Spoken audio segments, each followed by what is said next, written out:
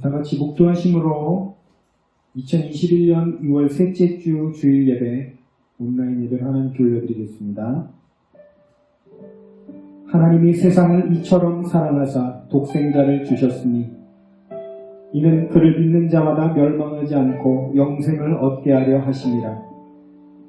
하나님이 그 아들을 세상에 보내신 것은 세상을 심판하려 하심이 아니요 그로 말미암아 세상이 구원을 받게 하려 하심이라. 아멘. 우리 다 같이 주께와 엎드려 찬양하면서 예배를 하나님께 활짝 열고 나가기로 원합니다.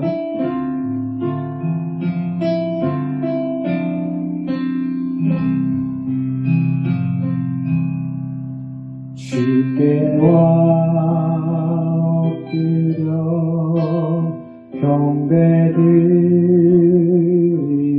경배드립니다.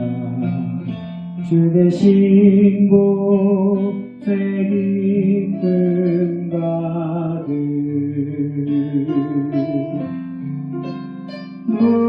무엇과도 누구와도 바꿀 수 없네. 예배드림이 기쁨 됩니다. 아멘. 우리 다 같이 사도신경으로 신앙 고백 하나님께 올려드리겠습니다. 나는 전능하신 아버지 하나님 천지의 창조주를 믿습니다. 나는 그의 유일하신 아들 우리 주 예수 그리스도를 믿습니다. 그는 성령으로 잉태되어 동정녀 마리아에게서 나시고 본디오 빌라도에게 고난을 받아 십자가에 못 박혀 죽으시고 장사된 지 사흘 만에 죽은 자 가운데서 다시 살아나셨으며 하늘에 오르시어 전능하신 아버지 하나님 우편에 앉아 계시다가 거기로부터 살아있는 자와 죽은 자를 심판하러 오십니다. 나는 성령을 믿으며 거룩한 공교회와 성도의 교제와 죄를 용서받는 것과 몸의 부활과 영생을 믿습니다. 아멘. 찬송가 438장 같이 찬송 하나님께 올려드리겠습니다.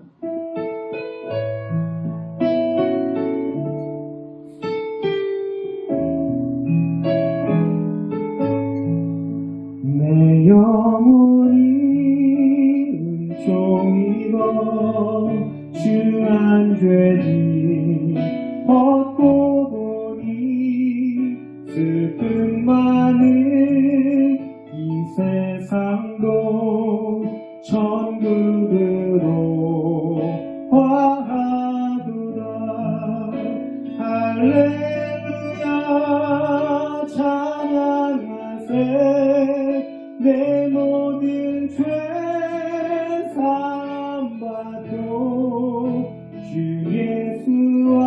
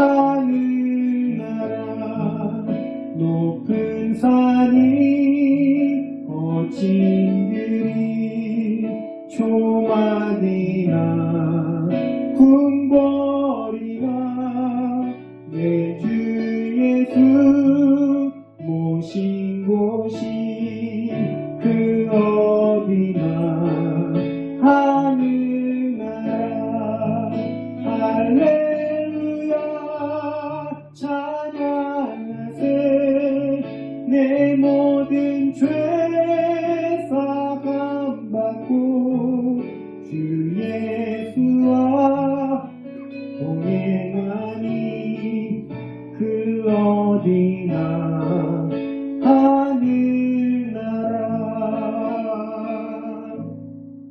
아멘. 우리 다 같이 하나님께 기도 올려드리겠습니다. 할렐루야. 사랑과 은혜가 풍성하신 하나님 아버지, 주님을 찬송하며 또 주님 앞에 나와 예배드리며 하나님 앞에 나올 수 있는 은혜를 우리에게 도와여 주시니 감사를 드립니다. 주님의 성소에서 주님을 찬양하며 예배하며 주님을 바라볼 수 있는 은혜가 우리 가운데 넘쳐나게 하여 주시옵고, 각 처소에서 하나님 앞에 예배를 드리는 우리 성도님들 한 사람의 한 사람의 마음을 주님께 주정하여 주심으로 이 예배가 주님께 우리의 온전한 마음을 내어드리는 귀한 산 예배가 될 수 있도록 하나님 우리 한 사람 한 사람의 마음을 주정하여 주시옵소서. 하나님, 또 이제 설 연휴가 지나가고 또 많은 확진자들이 나오고 있는 와중 가운데 있사오니 주님께서 우리를 붙들어 주시고 보호하여 주심으로 아버지 더 이상 더 많아지지 아니할 수 있도록 보호하여 주시고 속히 안정이 될 수 있도록 인도하여 주시옵소서. 그리하여 함께 모여 예배드리는 기쁨을 우리가 빼앗기지 아니할 수 있도록 하나님께서 특별히 은혜를 알려주시기를 간절히 빌고 원하옵나이다. 사랑의 주님, 우리가 주님을 온전히 섬기며 주님을 온전히 바라보며 나갈 수 있도록 인도하여 주시고, 어려운 이때에 주님 앞에 마음을 지키며 나가는 데 어려움이 없도록 우리의 마음들을 주님께서 붙들어 주시옵소서.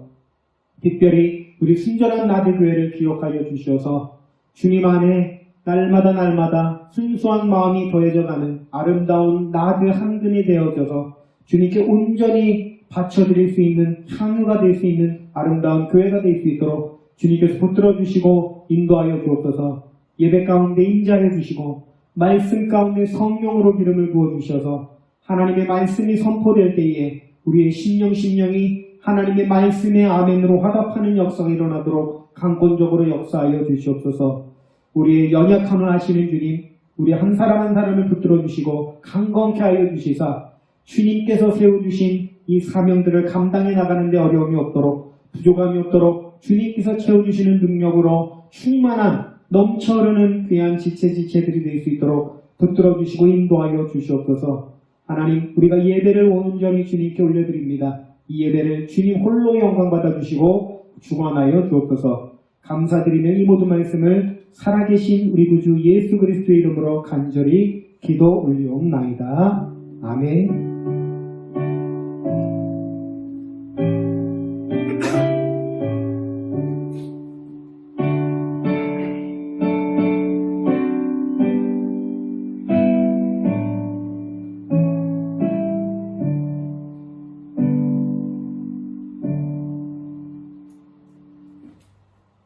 오늘 우리에게 주신 하나님의 말씀은 민수기 1장 1절 말씀, 민수기 1장 1절 말씀 같이 한 목소리로 합독하겠습니다. 구약성경 192페이지에 있습니다. 민수기 1장 1절 말씀 같이 합독하겠습니다. 이스라엘 자손이 애굽 땅에서 나온 후 둘째 해 둘째 달 첫째 날에 여호와께서 시내 광야 회막에서 모세에게 말씀하여 이르시되. 아멘. 우리 예수 나의 좋은 치료자 같이 찬양 하나님께 올려드리겠습니다.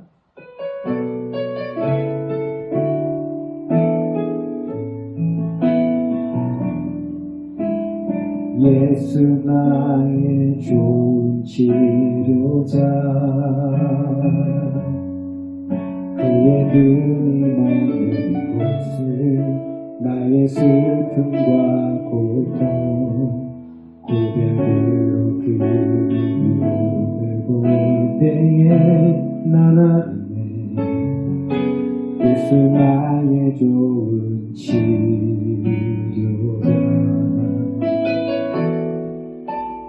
예수 나의 좋은 치료자, 그의 손길이 닿는 곳은 나의 상처와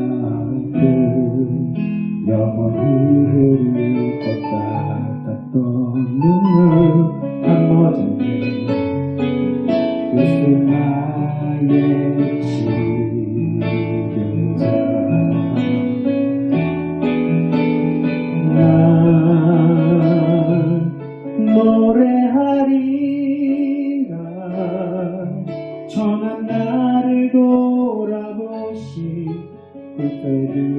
찬양해 하늘 닿는 곳까지 내 손 들리라 예수 나의 치료자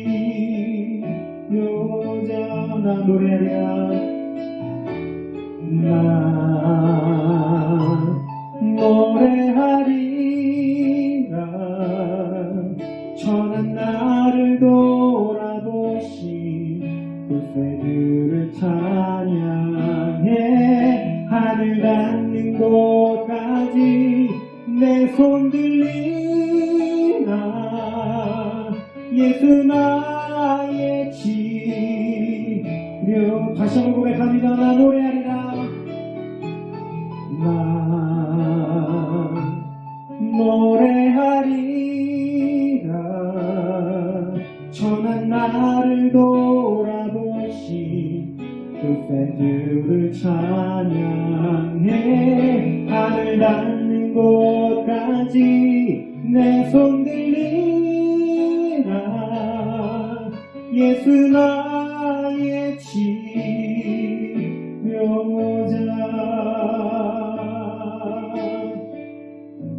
아멘. 주님께서 우리 온전한 치료대 주신 줄을 믿습니다. 할렐루야. 주님의 이름으로 사랑합니다. 주님의 이름으로 축복합니다. 우리가 보고 있는 성경, 구약 성경은 히브리어로 이제 기록이 되어 있습니다. 사실 그 히브리어로 된 구약 성경은 각 권의 그 제목이 따로 없거든요. 그래서 그냥 각 권에서 맨 첫 번째 나오는 단어가 그 권의 제목이 됩니다. 그런 의미에서 보면은 이제 우리가 오늘 본 민수기는 헬라어로 이렇게 번역한 70인역이라는 번역본이 있는데 거기서 이제 그 제목을 따로 지어서 그 제목을 따르는 게 이제 민수기입니다. 백성들의 숫자다. 이제 원래 이제 히브리어 성경은 아까 말씀드렸듯이 첫 번째 단어가 그 권의 이름인데 이 민수기의 그 첫 번째 나오는 히브리 단어가 뭐냐면 광야에서거든요. 광야에서. 그래서 원래 그 구약 성경에서 민수기 이름은 광야에서입니다. 광야에서. 저는 이 이름이 굉장히 좀 의미가 있다고 생각을 하거든요. 바로 저와 여러분이 살아가고 있는 이곳이 바로 광야잖아요. 척박하고 또 버겁고 그래서 살아내는 것만으로 결코 쉽지가 않은 그런 곳입니다. 우리가 실제로 사막에서 살아본 적은 없잖아요. 참 감사하게도 제가 그 한국으로 들어오기 얼마 전쯤에 한 예능에서 뭐 사람 몇 명 이렇게 모아가지고 한 5일 동안 그 사막을 이렇게 걷는 그런 예능을 좀 방송에서 한 적이 있는데 제가 그 방송을 보면서 굉장히 많은 것을 또 생각을 또 하게 됐어요. 우리가 광야하면 뭐 힘든 곳이다, 척박하다, 어렵다, 뭐 밤에 춥고 낮에는 뜨겁다, 뭐 이런 정도로 우리가 간접적으로 압니다. 사실 우리 중에 사막을 경험해 본 사람은 거의 없잖아요. 우리가 힘들다, 어렵다, 뭐 사막을 5일 정도 걸어간다는 건 뭐 이 정도로 일반적으로 생각을 하는데 보니까 그 정도가 아니더라는 거예요. 이 광야의 길을 걸어간다는 것 자체가 5일 정도면 좀 고생했겠네? 이렇게 생각하는 정도가 아니고요. 1시간만 강렬한 그 햇빛에 노출이 돼도 목숨이 왔다 갔다 하는 그런 종류의 그런 뜨거움이더라는 것입니다. 그래서 이 광야에서는요, 이 그늘을 못 찾으면 죽어요. 그래서 초보자들이 광야에 대해서 모르는 사람들이 들어갔다가는 딱 죽기 좋습니다. 그 정도까지인지는 몰랐거든요. 힘들다 정도로 생각했지. 그러니까 광야에서 우리가 이스라엘 백성이 40년을 있었다라고 한다면 이것은 하나님의 어떤 특별하신 도우심과 인도하심이 없이는 살 수가 없는 곳이다 라고 볼 수가 있습니다. 근데 이런 우리의 삶의 광야라고 하는 것은 정확하게 그런 의미라는 것입니다. 우리 힘으로는 도저히 살 수가 없는 곳이 우리의 인생살이가 아니겠어요? 저는 이렇게 왜인지 모르겠지만 어렸을 때부터 약간 좀 돈 욕심 같은 게 좀 별로 없었거든요. 그래서 뭐 없으면 안 쓰고 뭐 없으면 안 사고 그런 주의라서 옷을 뭐 거의 해질 때까지 입어도 별로 뭐 이렇게 옷을 사고 싶다 뭐 이런 게 별로 없는 사람이에요. 저 같은 사람은 그냥 뭐 소망이 있다라고 한다면 저희 식구가 이제 6식구잖아요. 우리 아이들 그냥 먹고 싶다고 하는 거 그냥 이렇게 먹을 수 있는 뭐 그 정도만 되면 뭐 감사하게 그렇게 살 수 있다. 이 정도의 어떤 소박한 꿈을 가지고 있는데 제가 살아보니까요. 그 소박한 꿈이 그게 안 되더라고요. 이게 좀 어떻게 보면 참 안타깝고 슬픈 얘기인데 그냥 우리 아이들이 뭐 먹고 싶다고 할 때 그래 그거 먹어라 이렇게 할 수 있는 것조차 안 되는 게 또 광야의 삶이 아닌가 또 이런 생각을 해봅니다. 그만큼 척박한 곳이다라는 거죠. 저만 그런 것이 아니라 우리 모두 마찬가지라고 생각을 합니다. 하나님의 특별하신 보호하심과 개입하심, 인도하심이 없다라고 한다면 도무지 살아있을 수가 없는 곳이 바로 우리의 광야의 삶이라고 할 수가 있죠. 우리가 이런 의문이 들죠. 하나님께서 왜 젖과 꿀이 흐르는 그 천국으로 바로 이렇게 인도하시지 아니하고 우리로 하여금 이렇게 광야길을 통과하게 만드시느냐라는 거예요. 왜 하나님이 우리를 광야로 인도하시고 그곳에서 우리를 통과하게 하실까? 이스라엘 백성도 그렇고 오늘 우리도 그렇고 이 광야 삶이 워낙 척박하고 힘들다 보니까요. 사실 살아가다 보면 내 안에서부터 그냥 풀리지 않은 의문과 답답함 그리고 하나님에 대한 불평불만이 터져 나올 때가 있거든요. 여러분은 다 안 그러신 것처럼 다 앉아 계시니까 제가 그냥 나쁜 놈이 되겠습니다. 저는 그럴 때가 있습니다. 솔직히 얘기하면 이스라엘 백성들이 하나님께 불평하고 불만하는 모습이 좀 공감이 될 때도 있어요. 그만큼 힘든 곳이니까 뭐 불평불만이 없으면 그게 이상한 거 아닐까 뭐 이런 생각이 들 정도로 거꾸로 한번 생각을 해보겠습니다. 하나님이 우리를 사랑하신다는 사실을 우리는 잘 압니다. 그리고 하나님은 우리에게 온갖 좋은 것들을 주시기를 원하시고요. 사랑하니까 당연하겠죠. 근데 보니까 문제는 우리가 하나님이 온갖 좋은 것을 주셨을 때에 그것을 누릴 만한 능력이 요만큼도 없다라는 거예요. 이게 우리의 문제라는 겁니다. 왜 광야가 필요한가? 막바로 하나님은 천국을 우리에게 주실 수 있거든요. 그런데 그 천국을 누릴 수 있는 요만큼의 능력도 우리에게는 없다라는 겁니다. 그게 왜 중요한가 한번 천국이라는 개념을 한번 생각을 해보면 천국은 하나님의 나라입니다. 하나님의 나라에서 가장 중요한 개념이 뭔가 하면요. 젖과 꿀이 흐른다, 다 좋다, 이런 개념은 이게 천국에 있어서 본질적인 개념이 아니고 천국의 본질은 딱 하나인데요. 하나님께서 다스리시고 통치하시는 나라가 이게 하나님의 나라고 천국이 되거든요. 하나님이 다스리시고 통치하신다는 의미는 바꿔 얘기하면 우리가 온전히 하나님을 의지하고 하나님의 통치 법도에 온전히 순복하고 순종한다는 의미가 됩니다. 우리가 여기에서 이 천국을 이런 의미로 생각해 보면 왜 우리의 삶에 광야가 필요한지가 그죠? 그리고 또한 광야의 의미가 무엇인지가 답이 나옵니다. 우리 모두 하나님의 나라에 들어갈 준비가 조금도 안 되어 있기 때문에 이 광야는 그러한 태도와 어떤 하나님을 의지하는 법을 훈련하는 일종의 학교이고 훈련소다라고 보면은 맞다라는 거예요. 세상 사람들이야 아직 애굽에 있는 사람들이니까 제외하고요. 우리가 홍해를 건넜습니다. 영적으로 보면 우리가 세례를 받은 거 그게 홍해를 건넌 것으로 상징하는 거 아니겠어요? 출애굽을 하고서 광야길로 들어선 것이 우리의 모두의 어떤 공통적인 위치라고 할 수가 있겠죠. 그래서 우리는 그리스도인 형제 자매가 되었고요. 그리고 우리 안에 굉장히 몹쓸 습성이 하나가 있는데 이게 자기 자신을 의지한다라는 겁니다. 여기서 우리가 나 자신을 의지한다 이렇게 얘기하면 반발심이 올라오시는 분들이 있을 거예요. 목사님 저는 저 자신을 의지하지 않습니다. 저는 하나님만을 의지합니다. 이렇게 반박하시고 싶으신 분이 계실 텐데 우리가 나 자신을 의지한다라는 것이 무슨 의미인지를 생각을 해보지 않았기 때문에 그런 반응이 나오는 겁니다. 우리 안에 우리 자신의 어떤 습성과 태도를 곰곰이 관찰해보고 연구해보면 우리는 철저하게 자기 자신을 의지합니다. 하나님을 의지하는 법에 대해서 요만큼도 몰라요. 하나님께 기대는 법도 모르고 하나님을 믿는다는 게 뭔지도 잘 모릅니다.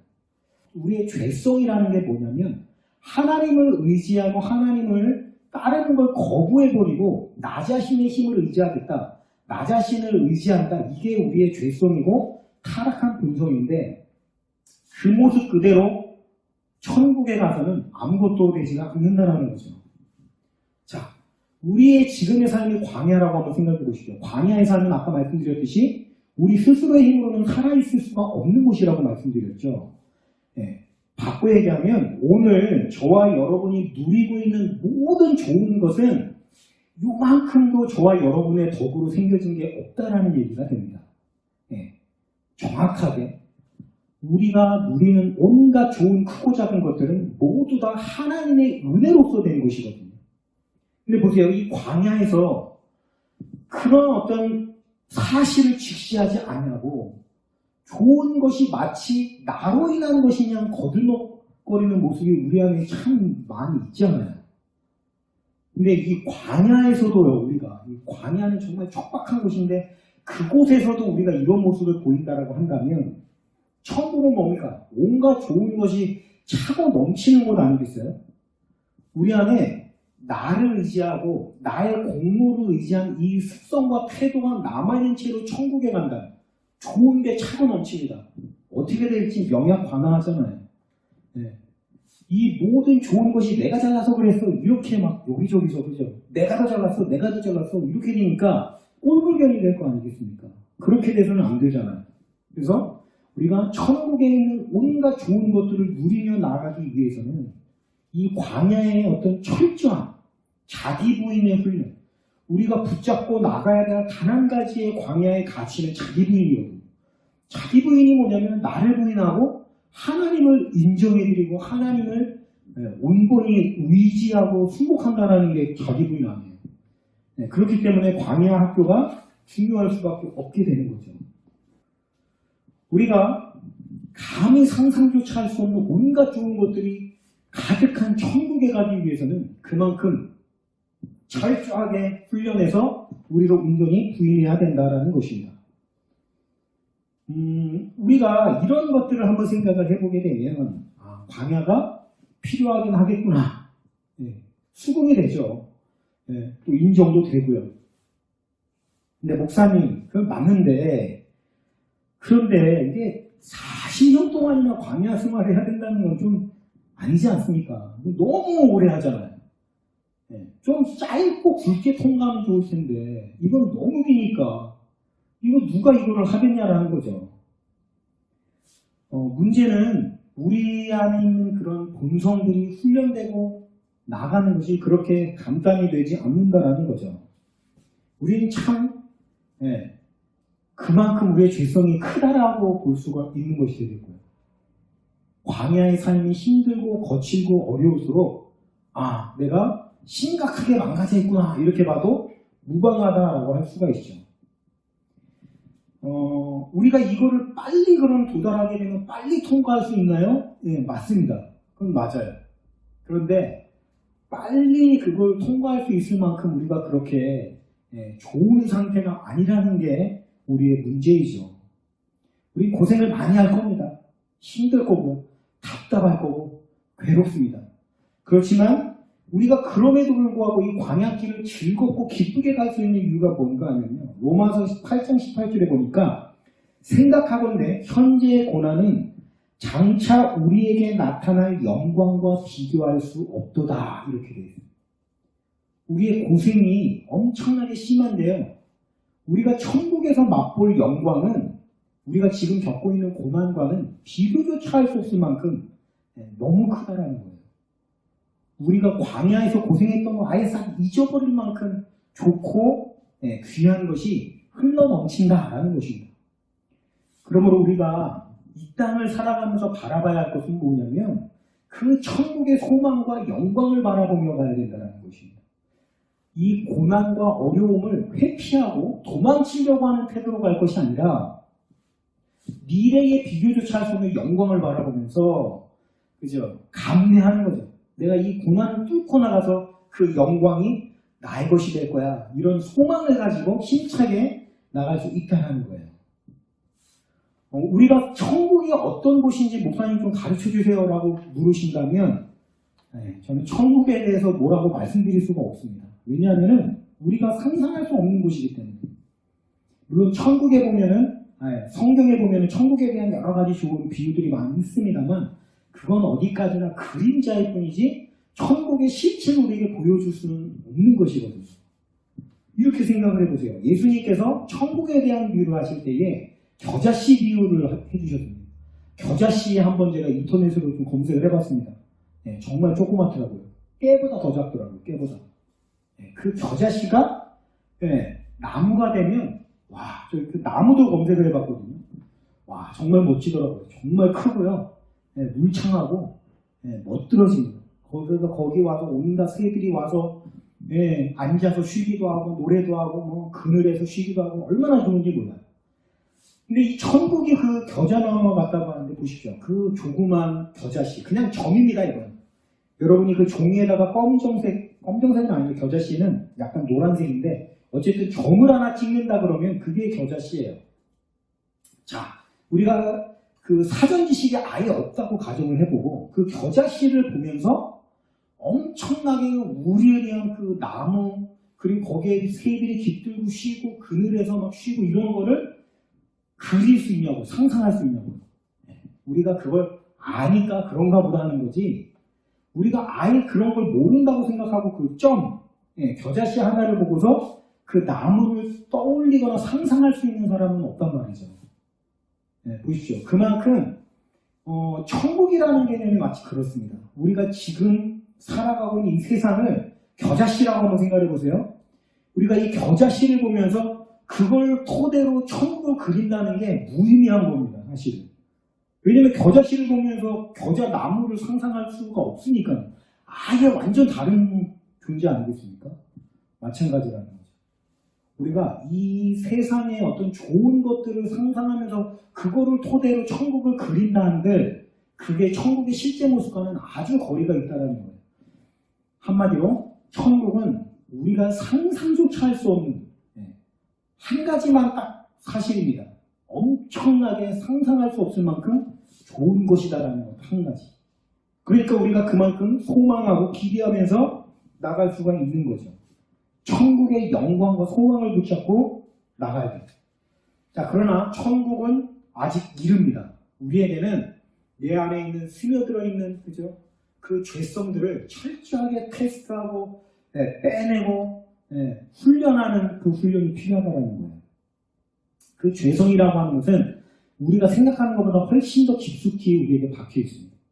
우리가 의식하지 않는 새에 자기중심적인 태도, 나를 중심으로 사물을 바라보고 판단하는 태도가 너무 깊게 드리워져 있는 게 오늘 우리의 모습이라는 겁니다. 그리고 그러한 죄성들을 탈탈탈탈 털어내는 게 광야의 핵심 포인트라는 거죠. 그렇기 때문에 힘들 수밖에 없는 것이 어려운 거죠. 그래서 예수님께서 생명에 이르는 문은 좁고 험하다라고 말씀하시는 거 바로 그렇습니다. 뭐 자체가 그냥 고생길이야 뭐 이런 의미도 있겠습니다만 생명에 이르는 문 자체가요 내 본성이 향하는 곳을 거슬러 있거든요. 자기를 긍정하고 자기를 좋아하고 자기중심적인 걸 사랑하는 우리에게 자기를 부인하고 하나님을 바라보고 그분으로부터 좋은 것이 난다는 걸 인정하는 그 자체가 아주 거슬러진단 말이에요.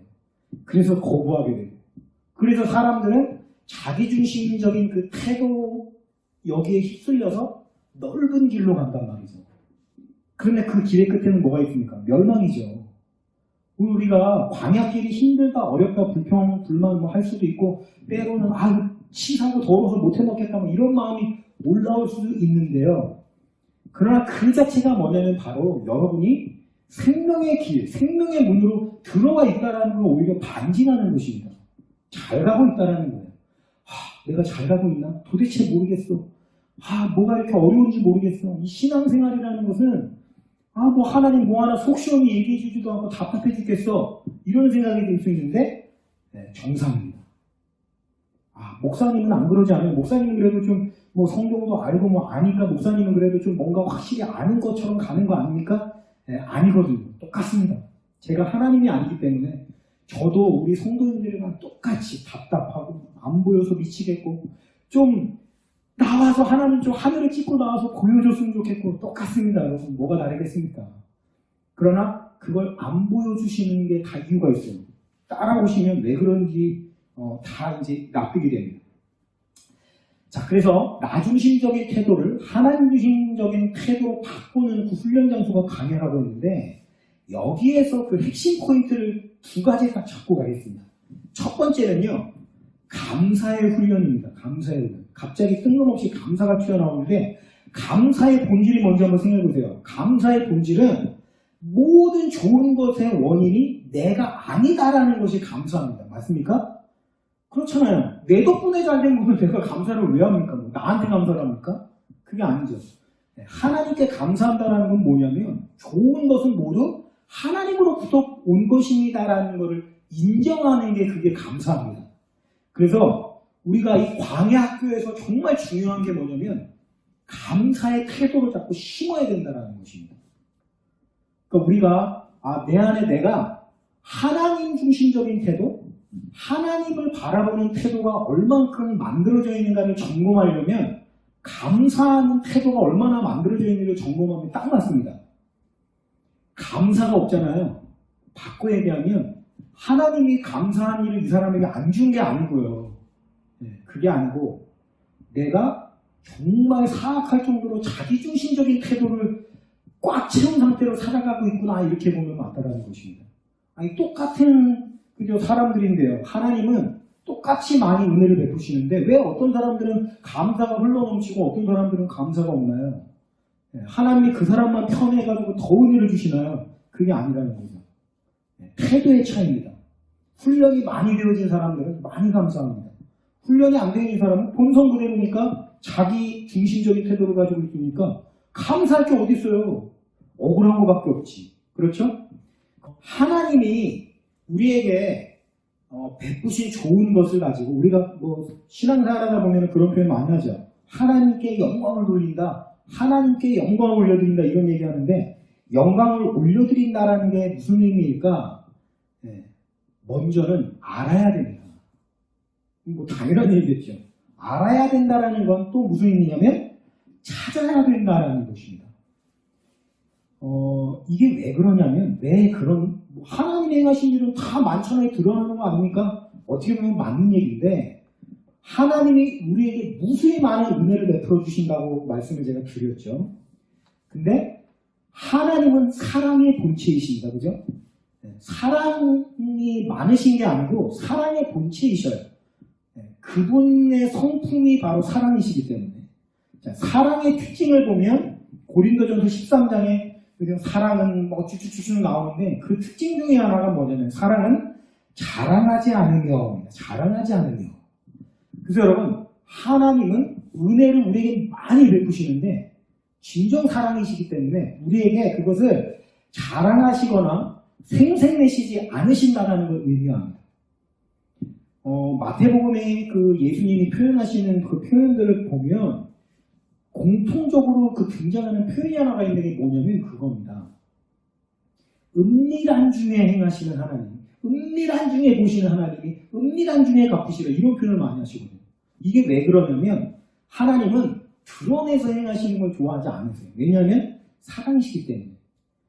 왜 우리 사람들은 그런 경우가 있잖아요. 내가 누군가에게 배려를 해줬다, 누군가에게 선물을 해줬다, 누군가 뭘 해줬다 하면 우리는 자꾸 자랑하고 싶어집니다. 생색내고 싶어 하고요.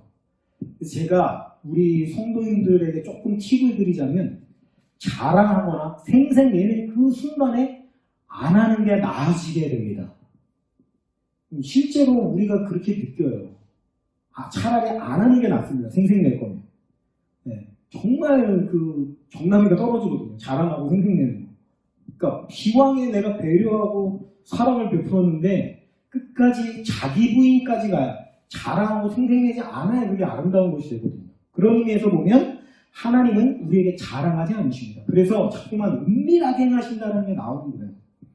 우리가 때로는 불평불만이 되죠. 좀 하나님 좀 이렇게 드러내놓고 대놓고 좀 하시지. 왜 자꾸 은밀하게 하시나? 그게 사랑이시기 때문에 그래요. 자, 은밀하게 행하시니까요. 무수히 많은 그 은혜들이 우리가 애써 찾아서 발견하지 않으면 드러나지 않습니다. 그래서 가만히 있다 보면 하나님이 뭘 하셨는지 하나도 모르게 됩니다. 그래서 제가 말씀드린 것처럼 찾아야 된다는 거예요. 여러분, 하나님이 자랑하지 않으시니까 우리도 그냥 모른 척 해도 되는 게 아닙니다. 사랑을 베풀어 주시는 하나님이신데 사랑을 베풀어 주신 하나님께 최고의 보답은 뭐냐면 그거를 찾아내서 발견해서 그걸 마음껏 기뻐하고 그걸 하나님께 표현해 드리는 거예요. 그게 뭐냐면 바로 감사입니다.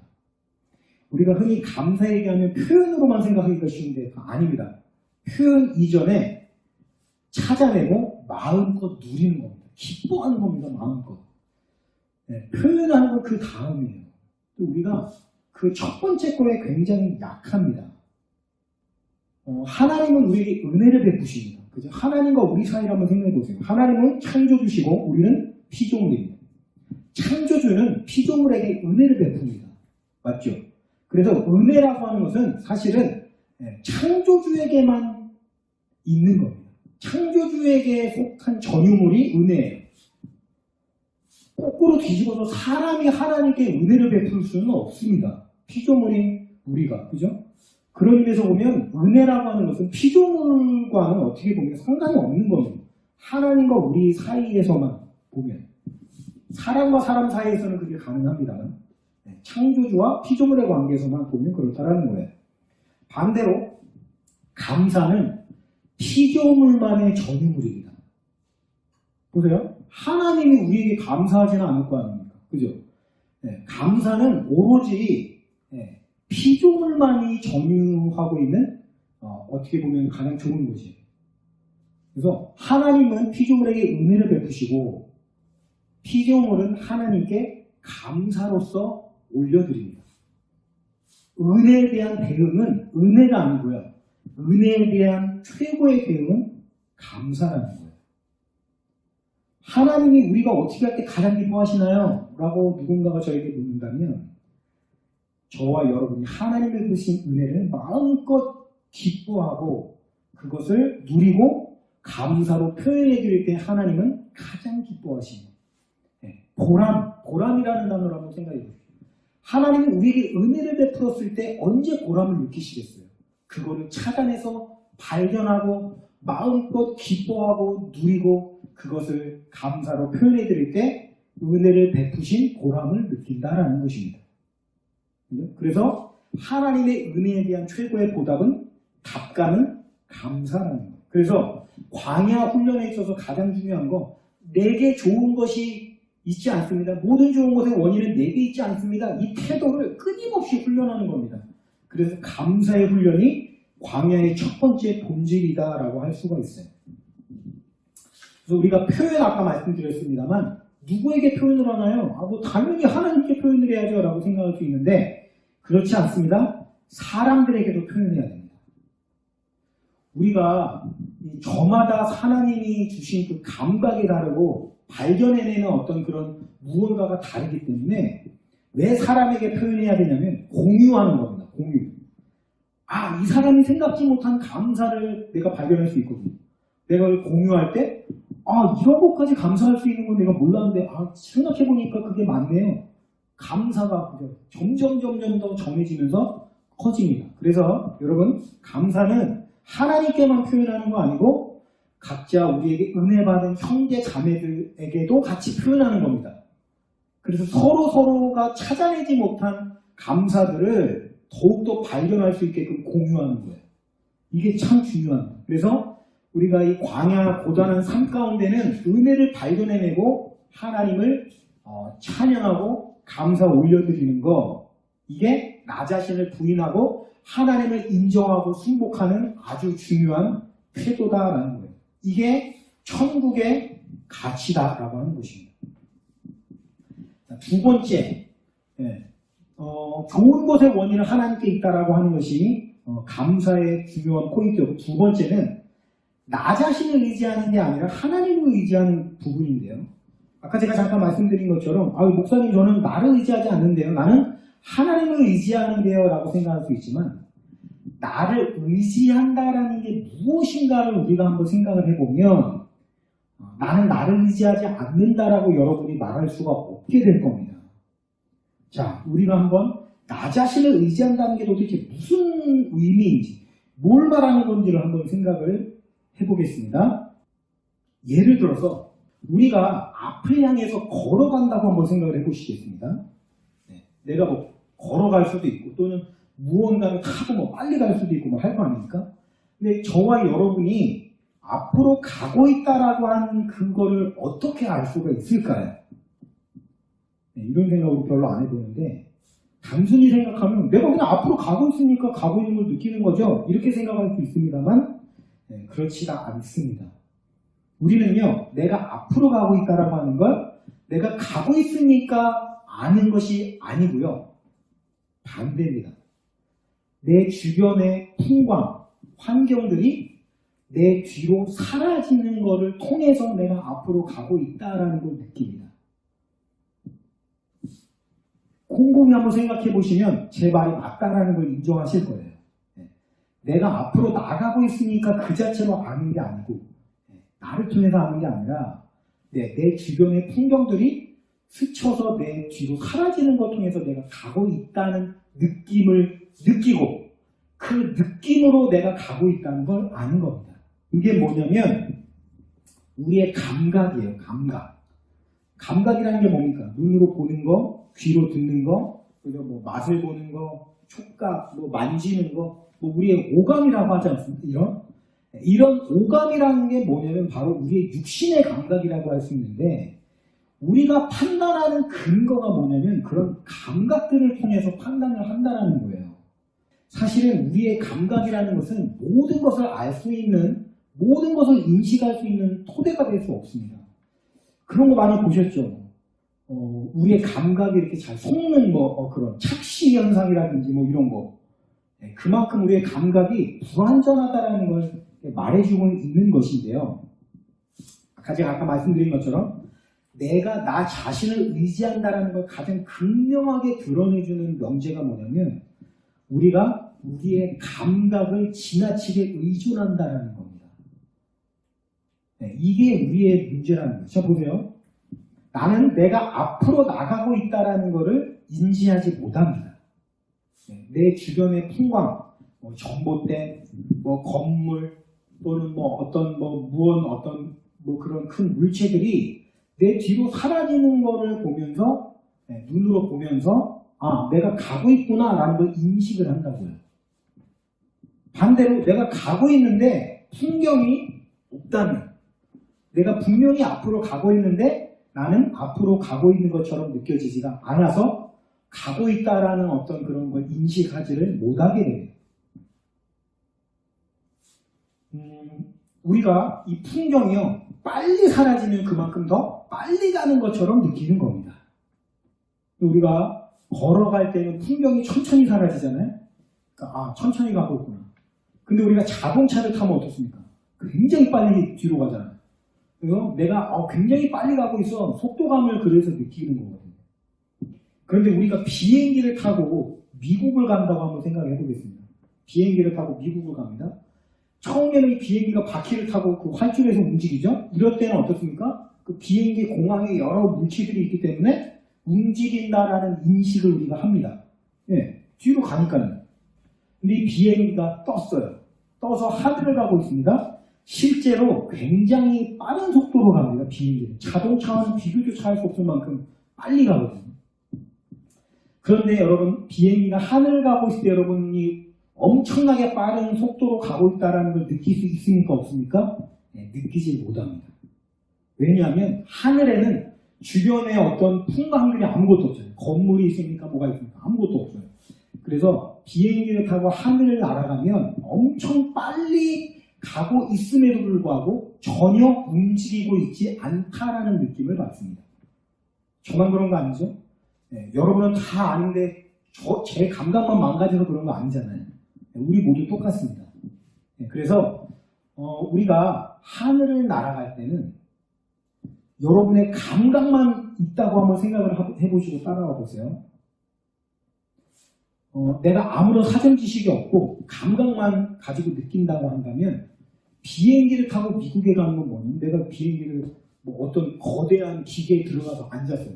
앉았는데 좀 있다 보니까 엄청나게 큰 막 소음들이 그저 소리가 나죠. 비행기는 아주 큰 소리가 나잖아요. 그래서 가끔 가다가 뭐 한 번씩 뭐 흔들리는 그런 느낌을 느낄 수 있습니다만 뭡니까? 그냥 한 13시간 동안 그냥 그 거대한 기계 안에 가만히 앉아있는 것처럼 느껴집니다. 느낌으로만 따라가잖아요. 네, 그렇잖아요. 근데 내가 미국에 가고 있다는 걸 어떻게 합니까? 느낌으로 하는 게 아닙니다. 그냥 믿는 거예요. 여러분, 믿는 겁니다. 나는 이 비행기의 기장이 미국으로 나를 지금 데리고 가고 있다라는 걸 내가 믿고 있는 겁니다. 자, 보세요. 지금 우리가 비행기 얘기를 잠깐 했습니다만, 우리의 광야의 삶이라고 하는 것은 마치 비행기를 타고 가는 것과 같다고 생각을 하면 맞습니다. 여러분의 감각으로 느끼면 아무것도 느껴지지가 않아요. 움직이는 게 안 느껴집니다. 근데 그냥 믿는 거예요. 나는 지금 미국을 향해서 가고 있다라고 믿는 거예요. 왜냐하면 그 기장이 지금 이 비행기는 LA, 로스앤젤레스를 향해 갑니다라고 말했고 나는 그 말을 들어서 그 말을 믿었어요. 근데 한 막 13시간 동안 그냥 가만히 앉았다가 내리라고 해서 내려봤더니 막 영어 뭐 표지판 서 있고 막 눈 막 깊게 있는 막 키 이만하고 막 머리 노란 사람이 막 왔다 갔다 하면서 우리가 알아들을 수 있는 샤라샤라 막 영어 막 하니까 아 진짜 미국에 왔구나 이런 거예요. 느낌으로 따지면 아무것도 움직이지 않은 느낌입니다. 그래서 우리가 느낌으로만 따지면 오토바이를 탈 때 제일 빠른 속도가 느낍니다. 엄청나게 빨리 사라지는 것처럼 느끼고 막 바람 느껴지고 막 촉감 막 느껴지고 막 이러기 때문에. 네. 근데 그 감각은 일종의 속는 거죠. 불완전합니다. 자, 왜 우리가 광야의 삶이 힘들 수밖에 없는지 본질적인 이유가 여기에 있는데요. 광야는요, 이 비행기와 똑같습니다. 내가 앞으로 갑니다. 앞으로 가는데요. 광야가 뭐 다 모래잖아요. 모래. 그래서 주변의 풍광이 뒤로 사라지는 게 감각으로 안 느껴지거든요. 그래서 분명히 계속 가고 있는데 어떤 느낌이냐면 느낌으로는 계속해서 제자리 걸음을 하는 것처럼 느껴진단 말이에요. 왜냐하면 걷고 걸어도 계속 모래예요. 네. 한번 생각해보세요. 여러분이 10년을 걷고 20년을 걷는데 모래만 있다고 생각해보세요. 나는 아무것도 안 움직인 것 같이 느껴진단 말이죠. 자, 이게 광야의 삶이 우리를 미치게 만드는 이유입니다. 네, 척박해요. 필요가 채워지질 않습니다. 네, 밤에 춥고 낮에 더워요. 물론 이런 것도 굉장히 우리의 삶을 광야의 삶을 힘들게 하는 요소이긴 합니다만 진짜 광야가 힘들고 미치고 팔짝 뛰겠는 이유는 도무지 가고 있다라는 느낌이 들지 않기 때문에 여러분의 감각으로 그리고 이 길이 가다 보면 하나님이 우리를 위해서 예비해 두신 적과 꿀이 흐르는 가나안 땅 천국이 있다라는 것이 감각으로는 도무지 느껴지지가 않기 때문에 힘든 거예요. 날마다 제자리예요. 날마다 똑같아요. 어제도 오늘도 내일도 모레예요. 또 10년이 지나도 모레예요. 20년이 지나도 모레예요. 그래서 광야가 힘든 겁니다. 아까 우리 비행기 예를 들었던 것처럼 내가 미국으로 가고 있다는 걸 어떻게 하냐면 한 가지만으로 알 수가 있는데 믿음으로만 압니다. 믿음으로만. 내가 이 길의 끝에 천국이 있다는 걸 어떻게 알 수 있냐면 우리의 어떤 오감으로도 그걸 느낄 수도 없고 알 수도 없고 오로지 믿음으로만 알 수 있습니다. 그래서 여러분 광야는 뭐냐면 철저하게 믿음을 훈련하는 곳이에요. 느낌으로 느낄래 봤자 이만큼도 느껴지지 않는 게 그게 광야입니다. 본질적으로. 여러분 예수님께서 오셔가지고 천국에 대해서 가르쳐 주실 때 사람들이 자꾸만 천국을 보여달라는 거예요. 보여달라고. 왜? 감각으로 보고 싶은 거예요. 여러분, 감각으로 보고 싶고 느끼고 싶고 알고 싶은 게 뭐냐면 그게 나 자신을 의지한다는 것입니다. 이게 우리 안에 굉장히 심각하게 박혀 있어요. 우리가 신앙생활이 본질적으로 힘든 이유가 바로 이겁니다. 안 보여요. 안 느껴져요. 직접적으로 보이는 게 하나도 없어요. 믿음이라고 하는 게 도대체 그냥 이거 말씀 하나 던져주고 그걸 믿으래요. 이게 우리의 본성을 정말 거스르거든요. 우리는 보고 싶어하고 느끼고 싶어하고 뭔가 직접적으로 확실한 무언가를 바랍니다. 그런데 광야는 믿음을 훈련하는 곳이기, 믿음 하나만을 훈련하는 곳이기 때문에 나의 감각을 의지하는 그거를 잘라내는 곳이기 때문에 일절 그런 거를 하나님 우리에게 잘 주시지를 않습니다. 물론 우리가 너무 연약하다 보니까 우리에게 좀 맞춰주시기 위해서 하나님이 때로는 보여주시기도 하고 감각적으로 알아차리게끔 직접적으로 역사하시기도 한다는 것은 인정합니다. 우리는 그걸 기적이라고 부르죠.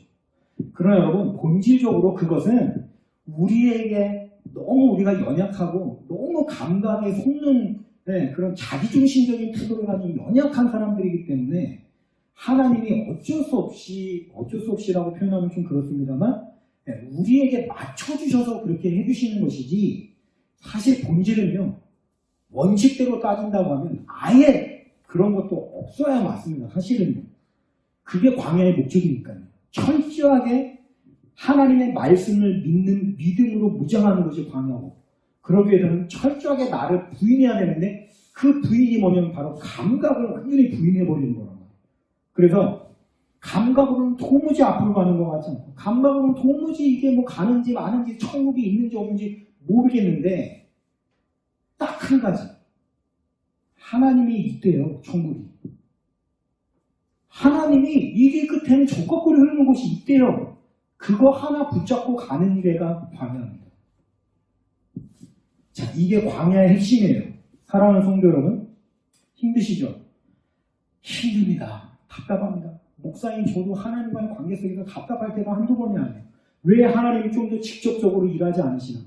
사실 우리 모든 성도인들이 다 공감하는 바 아닙니까? 우리가 교회에 와서 그냥 믿음 좋은 척하고 그냥 앉아 있습니다만, 뭐 답답해서 미치고 팔짝 뛸 때가 한두 번이 아니잖아요.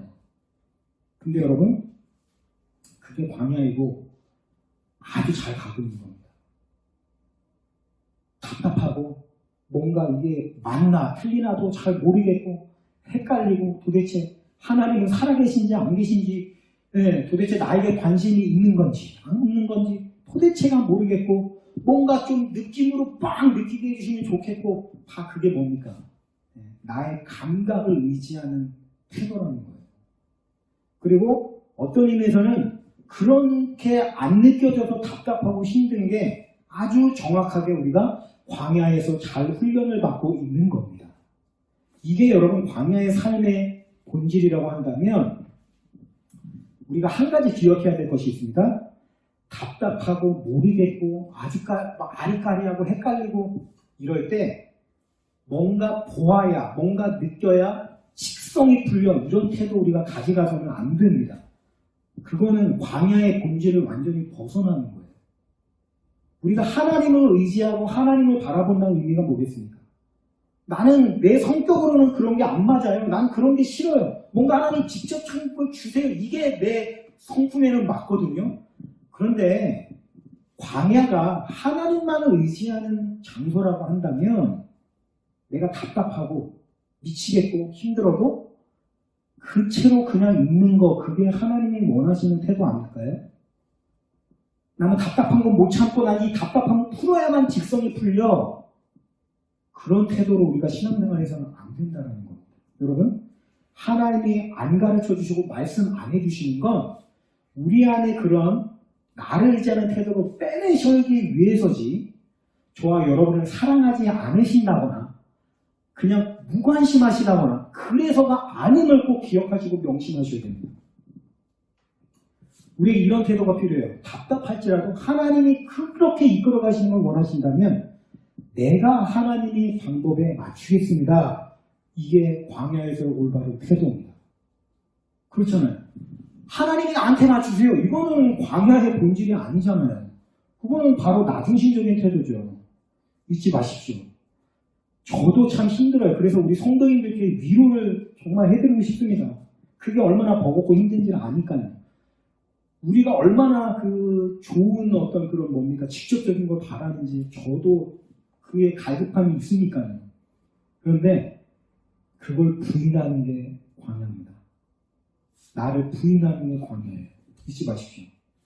오늘 우리가 이 광야의 힘든 삶을 꼭 기억하시고 답답함을 인정하고 가는 게 좀 필요하다라고 생각을 합니다.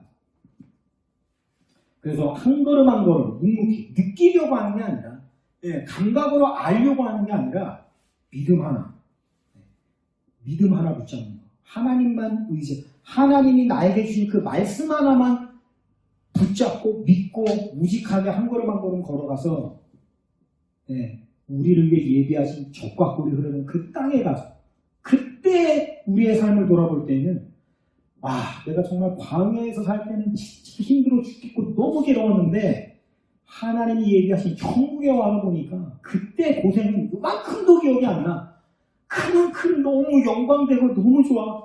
그냥 사도 바울의 고백처럼 내가 그때 당했던 고난은 지금 내가 겪는 영광과는 비교조차 할 수가 없어 라고 고백하고 그 하나님의 은혜에 감사와 찬송으로 화답하고 올려드릴 수 있도록 우리가 지금 우리에게 주어진 광야 학교 훈련을 철저하게 받았습니다. 내 감각을 부인해버리고 말씀만을 의지하고 말씀만 믿는 그러한 훌륭한 종이 될 수 있도록 철저하게 훈련받는 저렴이 되시기를 주님의 이름으로 축원하면서 말씀을 마치겠습니다.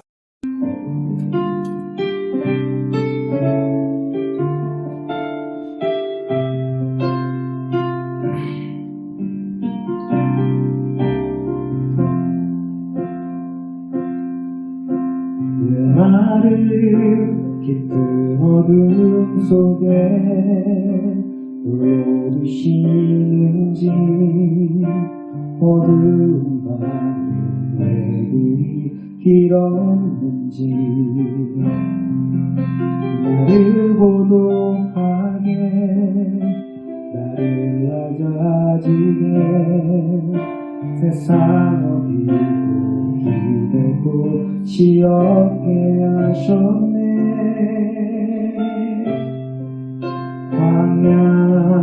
광야에 서 있네.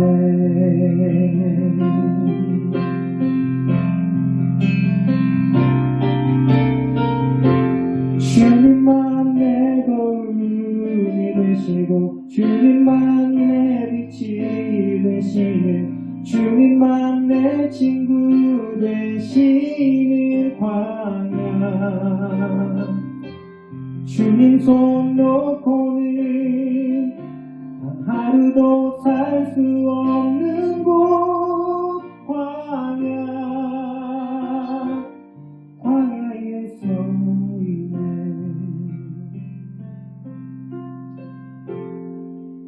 왜 나를 깊은 어둠 속에 홀로 두시는지 어두운 밤에 왜 그리 길었는지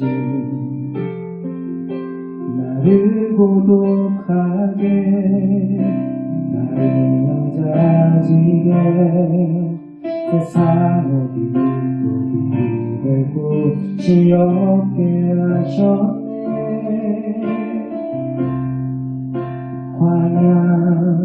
광야에 서 있네.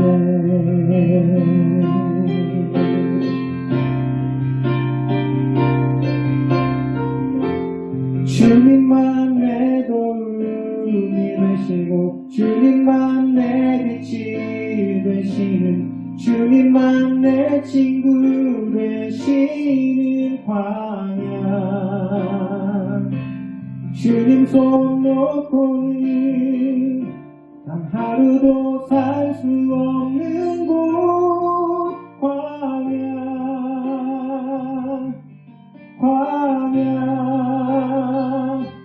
주께서 나를 사용하시려 나를 더 정결케 하시려 나를 택하여 보내신 그곳 광야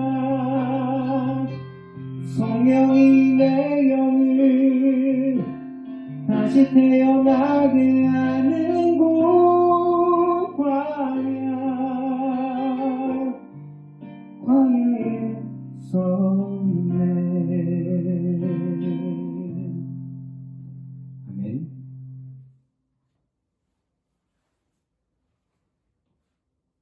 교회 소식 맞나? 그 교회 소식과 헌금기도 교회 소식을 드리겠습니다. 지금 저희가 이제 사는 동네 바로 위편 거기서 확진자가 110 몇 명인가 나와가지고 지금 좀 이곳이 좀 굉장히 좀 위험한 곳이 됐더라고요. 그래서 또 온라인 예배를 또 대체를 하게 되고 또 앞으로 계속해서 또 확진자가 번지지 않을 수 있도록 계속 기도를 많이 좀 해주시고요. 특별히 또 우리 교회 또 모여서 또 예배 드릴 수 있도록 속히 또 설 지난 후에 또 확진자가 급증을 했는데 또 안정될 수 있도록 위해서 기도해 주시면 감사를 드리겠습니다. 그리고 저희 교회를 위해서 계속 기도를 해 주시고요. 또 교회를 통해서 하나님 보시기에 아름다운 한 영혼 한 영혼들이 만들어져 가고 또 세워져 가는데 사용되는 그런 교회가 될 수 있도록 그 사명들을 감당하기에 부족함이 없도록 위해서 기도해 주시면 감사를 드리겠습니다. 광고를 마치고 또 헌금기도와 주기도승과 축도함으로 예배를 마치겠습니다. 사랑해 주님 감사를 드립니다. 또 오늘도 급히 또 이제 온라인으로 예배를 대치하고 주님 앞에 또 예배를 드리며 각 처소에서 하나님께 온라인으로 예물을 올려드린 손길들이 있습니다. 그 손길들 아버지 한 사람 한 사람 주님 기억하여 주옵소서. 또 우리도 어떻게 보면 알지 못하는 분들까지도 주님께 예물을 올려드리는 분이 있습니다. 주님께서 아시오니 그 예물을 주님 기뻐 받아 주시옵고 그 손길들 위에 하나님의 복의 복을 더하여 주셔서 이 어려운 때에 물질로 인하여 어려움 당하지 않는 가정 되게 하시고 하나님 가정의 건강과 은혜의 축복이 넘치는 가정 되게 복을 내려 주시옵소서. 이 예물이 쓰여진 곳에는 하나님의 나라가 주님의 복음이 전파되는 데 사용되는 예물 되게 하여 주시옵고 또 이 예물에 우병의 기적을 더하여 주셔서 하나님의 교회가 필요한 모든 물질들이 넘치는 그런 귀한 예물들에게 복을 나려 주옵소서. 감사드리며 예수님의 이름으로 간절히 기도 올리옵나이다. 아멘.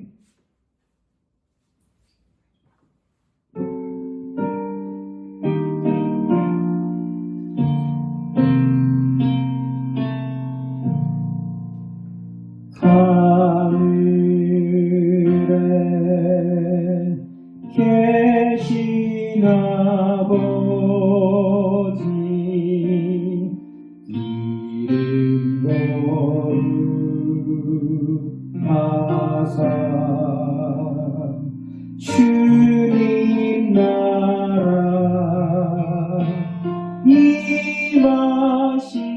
임하시고 뜻이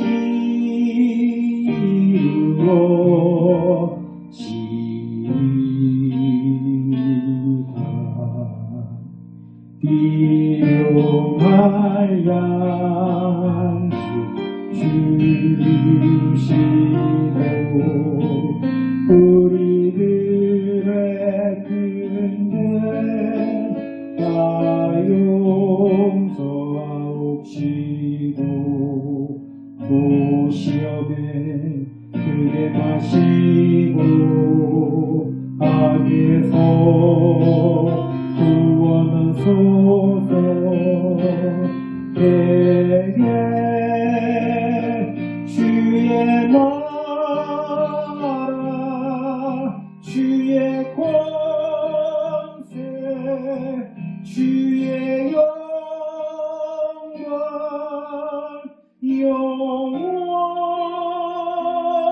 영원히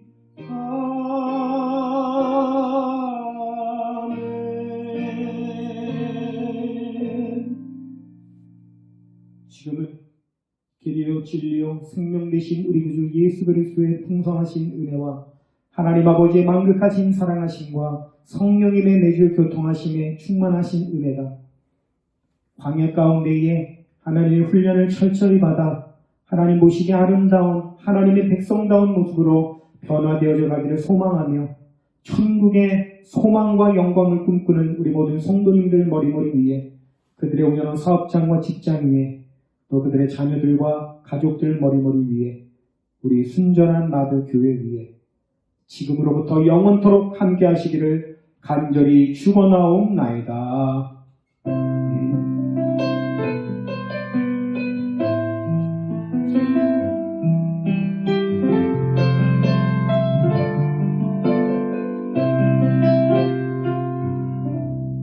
할렐루야. 주님께 감사와 영광의 박수 올려드리겠습니다. 주일 예배를 마치겠습니다.